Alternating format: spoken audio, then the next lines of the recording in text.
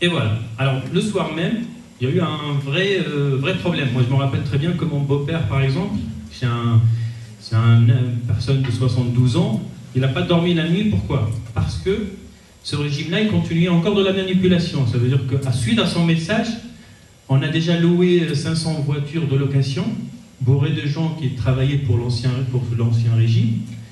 On a ramené une dizaine de personnes sur l'artère principale à Tunis. On a sorti les caméras pour les filmer. Alléluia, tout est libre, merci Monsieur le Président. Voilà, puis les klaxons partout dans les ruelles les rues de Tunis. Et là, beaucoup de monde se posait des questions et se disent tiens, s'il arrive à diviser le pays en deux, c'est ce qu'il veut. Parce que diviser, c'est pour mieux régner. Donc, moi, mon beau-père, il n'a pas dormi parce qu'il a regardé ça sur la télé tunisienne. Il m'a dit ça y est, on a perdu la cause, on a perdu notre révolution. Ça veut dire que les gens, ils vont accepter ce qu'il a dit.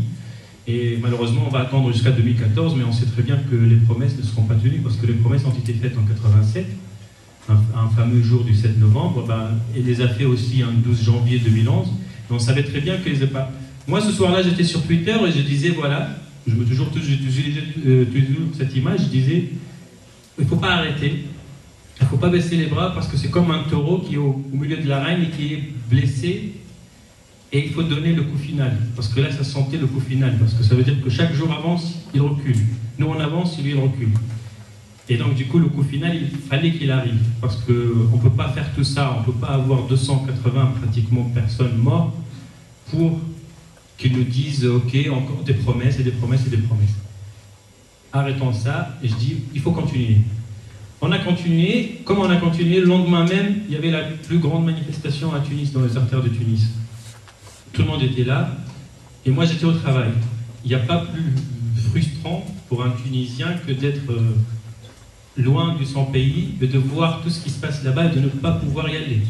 Je peux vous le raconter parce que c'est vraiment frustrant. C'est une sensation que vous sentez au fond de vous-même, vous dites pourquoi je ne suis pas là? Parce que j'aurais aimé être là moi aussi. Surtout que ces gens-là, ils sont regroupés où? À l'artère principale de Tunis, l'équivalent des Champs-Élysées, l'avenue Habib Bourguiba, devant quoi? Devant le ministère de l'Intérieur. Ça veut dire qu'avant, il y a un mois, passer même devant le ministère de l'Intérieur sur le trottoir, c'était interdit. Ça veut dire que dès qu'on s'approchait, le ministère, il était sur l'artère principale, on vous dit, monsieur, comme ça, le policier, il ne vous parle même pas d'ailleurs, il vous dit comme ça. C'est-à-dire que tu dois comprendre qu'il faut que tu passes sur l'autre trottoir parce que c'est interdit. Alors imaginez que le 14 janvier, le matin, il y a 60 000 personnes devant le ministère de l'Intérieur regroupées et d'une manière propre. C'est ça ce qui est bien aussi, c'est que c'était d'une manière propre. Il n'y avait pas de casque, c'était des jeunes, c'était des mélangés, on ne voyait pas ni les voiles, ni les barbes, ni rien du tout. On voyait des gens, des jeunes, des diplômés, des avocats, c'était bien organisé, tout le monde était assis. Moi, j'étais au travail, je voyais ça un peu sur les informations, sur les dépêches et tout ça. Je crois que c'est le jour J. Je prends mon après-midi, je rentre chez moi parce que je ne peux pas ne pas regarder la télé. Je rentre chez moi à 14h, je regarde la télé, Al Jazeera, il n'y a pas autre chose. Je regarde, je mets la télé, je regarde, il y a vraiment 60 000 personnes. Et puis cette image, surtout, c'est de 60 000 personnes qui crient d'une seule voix, dégage. Ça veut dire qu'on arrive un jour à dire devant tout le monde, devant le ministère de l'Intérieur, dégage, ça veut dire qu'on est arrivé à franchir le mur de la peur, et ça y est, on a basculé vers maintenant, on s'en fout. Ils commençaient à le dire, après, ce qui s'est passé, c'est qu'ils ont attaqué les gens. Et c'est ça qui nous a vraiment frustrés, ça veut dire que c'était une manifestation pacifiste, tout ça, mais à 16h, les gens les ont attaqués à coups de matraque, de bombes lacrymogènes et tout ça. Il y a eu des morts, il y a eu même le journaliste franco-belge, je crois, qui est mort sur place. Donc, le pouvoir, il sentait qu'il vacillait, que c'était la fin. Le pouvoir, bien sûr, c'est un pouvoir de mafieux. Qu'est-ce qu'il fait? Il va choisir la solution la plus simple, c'est de s'enfuir. Donc, de se sauver très rapidement. Alors, vous imaginez qu'il y a des gens en Tunisie qui ont su qu'il est parti que le lendemain même. Pourquoi? Parce que lors de la manifestation a été à 16h, un couvre-feu a été décrété à 17h. Donc tous les gens qui sont retrouvés lors de la manifestation bloqués dans des immeubles, dans des hôtels, dans petits immeubles et tout ça, dans l'artère principale, ils sont restés bloqués là-bas jusqu'à demain, le lendemain, 8h du matin, parce qu'il y avait le couvre-feu, ils ne pouvaient pas sortir. et ils n'avaient pas l'information que le dictateur il est parti. Moi j'étais devant ma télé, je regardais, puis je regardais l'avion décoller, et je peux pas encore témoigner ce que j'ai senti à ce moment-là, ce que vous voyez, que quelqu'un qui vous a combattu, qui vous a détruit pendant des années, voir son avion décoller comme ça et dire qu'il n'en sera plus de retour, je crois que c'est une grande joie pour nous. Et c'est quelque chose qui est vraiment... c'est de l'émotion. Moi, je me rappelle que j'ai pleuré peut-être 2 ou 3 minutes de suite parce que c'est un ouf de soulagement énorme. Donc ça, c'est pour vous raconter un peu mon témoignage parce qu'il fallait le faire, parce que je sentais aussi que je devais aussi le faire, parce que ça me permettait aussi de dire comment je l'ai vécu de l'intérieur, comment ça s'est passé. Alors là, tout s'est déclenché. Bon, nous, on va parler du secteur économique, donc on ne va pas raconter toute notre vie. Tout s'est déclenché comment? Il s'est déclenché donc à travers ce Mohamed Bouazizi, un 17 décembre, qui s'est vu confisquer son petit chariot de légumes et de fruits par un agent de la police municipale. Donc l'acte même où naît la révolution, c'est un acte économique. C'est-à-dire que le monsieur ne demandait rien du tout. Le monsieur, il avait son bac, bon, il avait son bac, mais il voulait juste vendre ses fruits et légumes. Et son rêve, c'était d'acquérir une petite camionnette pour s'agrandir. Donc c'est de l'économie, c'est avoir sa liberté d'entreprendre. Ça veut dire que je veux travailler. Non, on a voulu confisquer sa balancelle électronique, je crois, ou normal, où on va confisquer la charrette, et puis voilà. Et puis derrière, ce qui suit, c'est qu'il voulait se plaindre, mais il se trouvait face à un mur. Un mur de quoi? Un mur d'officiels de régionaux et tout ça, qui ne répondaient pas. Donc corruption, donc tout ce qui suit derrière, c'est corruption, on ne vous entend pas, t'es qu'un petit minable du peuple, on s'en fout, nous on est là, on gagne en envie du système, donc va protester jusqu'à demain, tu peux rien faire. Lui, il a eu le courage, et son geste désespéré, c'est de s'immoler. Donc, c'est parti de là. C'est parti d'une liberté d'entreprendre. Ça veut dire que je veux travailler. J'ai un bac, bon, ça ne m'a pas permis d'aller travailler dans des bureaux, mais au moins j'ai ma petite charrette, laissez-moi travailler, c'est tout ce qu'il demande. Son capital, c'était quoi? C'était l'équivalent de 300 €. Ça veut dire que moi, lorsque j'ai entendu cette information, ça m'a bouleversé parce que je me dis, tiens, il y a des personnes qui sont donné la vie pour 300 €. 300 €, c'est l'équivalent d'un dîner, même pas l'entrée pas du dictateur, parce que le dictateur, son entrée pour manger, je pense que c'est pas bien, mais ça doit être l'entrée de l'un des petits responsables minables dans l'administration qui vient, qui avait du pouvoir. Donc ces 300 € là, le monsieur s'est donné la mort pour 300 €. Donc, alors pourquoi tout ça? Parce que tout le système, toute l'économie tunisienne, elle était basée sur quoi? C'était un petit gâteau, enfin un petit gâteau. La Tunisie, elle n'est pas énorme. Nous, on n'a pas de ressources pétrolières, on n'a pas de ressources de gaz.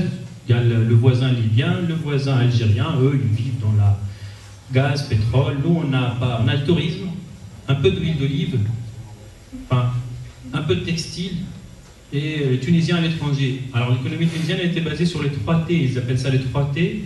Donc, textile, tourisme, Tunisien à l'étranger. Ça veut dire que une économie, elle est basée sur ce qu'envoie le Tunisien à l'étranger au pays, comme devise. Vous imaginez, donc c'est déjà pour dire que l'économie, elle est fragile, parce qu'elle est basée sur Elle est basée sur quoi? Sur le tourisme, quelque chose de saisonnier, quelque chose de fragile. Elle est basée sur quoi? Sur le textile.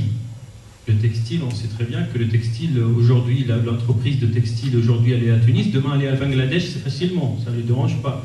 Si le Tunisien va demander une augmentation de salaire, je changerai de demain pour aller à Bangladesh, au Pakistan. Ça ne me dérangerait pas. Donc toute l'économie, elle est fragile.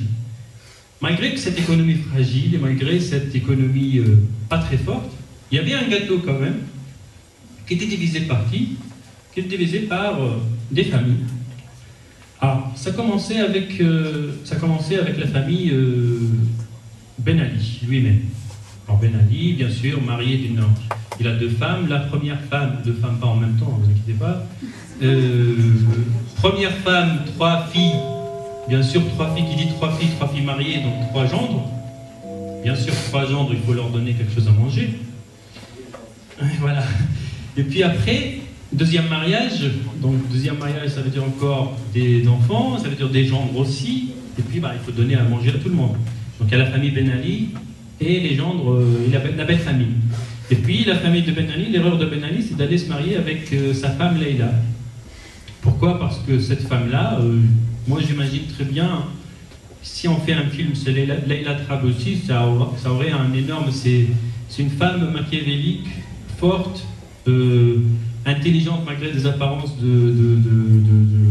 mais elle est vraiment très machiavélique. Donc cette femme-là, elle a aussi des frères et des sœurs, à nourrir aussi. Donc qu'est-ce qu'on va faire? On va prendre l'économie tunisienne, on va la diviser en parts de gâteau, on va laisser 1% pour le peuple, et on va prendre le 99% pour nous. On gère l'entreprise Tunisie comme une entreprise familiale. Ça veut dire que nous, on est le conseil d'administration. Si on se réunit, c'est pour dire, tiens, il y a un secteur là qui est intéressant, on devrait le prendre. Donc l'économie tunisienne, elle était basée sur quoi? Sur tous les secteurs qui étaient innovants, intéressants, sources d'argent. Il faut que d'abord ça passe par la famille. Internet, il faut que ce soit pendant 10 ans. Pas de concurrence, il faut que ce soit consacré à la famille. Ça veut dire qu'avant, Internet, c'est on se connectait à 10 € la minute. Mais malgré ça, l'argent ira toujours à la famille. Qu'est-ce qu'il y a comme secteur? On va libéraliser le secteur du transport aérien. Première société qui va prendre bien sûr, qui va obtenir le lot, c'est une entreprise de la famille. Et voilà, on prend l'économie, on voit les secteurs et on pose une personne par secteur, comme ça ne pas créer, l'idée aussi, parce qu'un pouvoir de dictateur, il est intelligent aussi, c'est qu'on ne crée pas de friction entre personnes. Donc du coup, on donne un secteur par personne, comme ça il n'y a pas de friction entre eux. Ça veut dire que ce n'est pas la famille de, je sais pas, de Matri qui va s'opposer à la famille de Ben Ali. Donc pour ne pas avoir de problème, le jour où il y a eu un problème, il y a un gendre du président qui a une équipe de football en Tunisie, il y a un autre gendre qui voulait prendre une autre équipe de football, ils lui ont dit stop, touche pas, il faut pas de conflit. Ça veut dire que tu ne vas pas prendre l'autre équipe de football parce que ça créera des conflits. Il faut que chacun prenne un secteur. Tu veux de l'immobilier, on te donne l'immobilier. Alors même la friperie, même le commerce de temps, même le PV de stationnement, tout était... Ça veut dire que dès que tu sortes le matin, tu donnes de l'argent à la famille du président. Les radios, les télés, les opérateurs de communication, ça veut dire que tout l'argent allait pour eux. Alors il y a 3 exemples édifiants de ce qui s'est passé en économie tunisienne qui vous montrent vraiment ce qui s'est passé. Le premier exemple, c'est l'exemple de la banque, privatisation de la Banque du Sud. La Banque du Sud, c'est une banque ancienne, très solide, elle était solide, et qui passait par des moments difficiles. Il y avait un actionnaire italien qui s'appelait la banque Monte Paschi di Siena qui était là-dedans. Qu'est-ce qu'on va faire? On va décider la privatisation de cette banque-là. Parce qu'il y avait la participation de l'État, et puis Monte Paschi di Siena voulait sortir depuis longtemps de la banque, mais ne trouvait pas d'acquéreur. Donc ce qui va se passer, c'est que la famille, le gendre du président, 27 ans, il va prendre un crédit de la banque même. Ça veut dire que je viens à une banque, je lui dis, vous me donnez 10 millions d'euros pour acheter votre capital. Bien sûr, vous me donnez 10 millions d'euros sans garantie. Bien sûr, les 10 millions d'euros sont donnés. Il va acheter les 30% du capital. Sauf que derrière, il y a un gros délit d'initié. Donc ceux qui travaillent sur le marché financier connaissent un peu le délit d'initié, c'est d'avoir une information privilégiée avant les autres de l'utiliser sur le marché financier. Cette délit d'initié-là, c'est quoi? C'est qu'ils savaient derrière qu'il y avait une banque qui allait acheter la participation de la banque italienne, qui est une banque, qui est une union entre une banque espagnole et une banque marocaine.